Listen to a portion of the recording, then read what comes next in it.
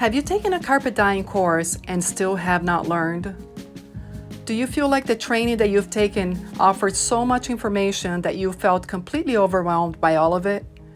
Or perhaps the training that you took did not go enough into color theory and stayed at the surface, leaving you still to understand how to dye carpets? If that's you, maybe I can help.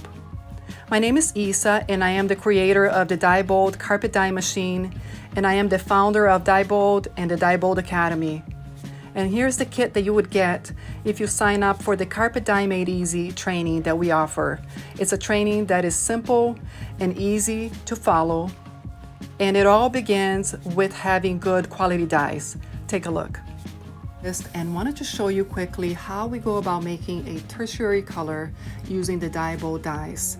Now the DyeBold dyes are evenly balanced, so that as you can see here, by adding 1 scoop of the blue dyes, now notice how the dyes dissolve readily, right?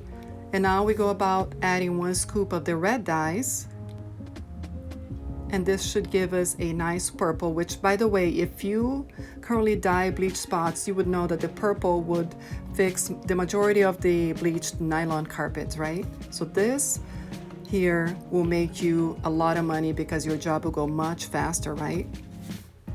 But going on to making a tertiary color, in this case, we're going to make a brown today.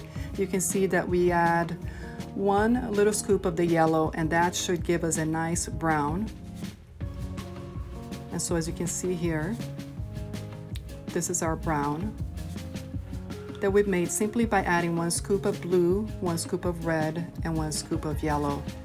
Now I've also added already the pH reducer here to this dye solution, and here I am dyeing this off-white carpet to a brown. And you can see how dark and how strong this formula is. So now I'm bringing it to a deeper shade of brown by submerging the carpet a second time. And now I'm actually going to wash this sample. And you can see how strong these colors are.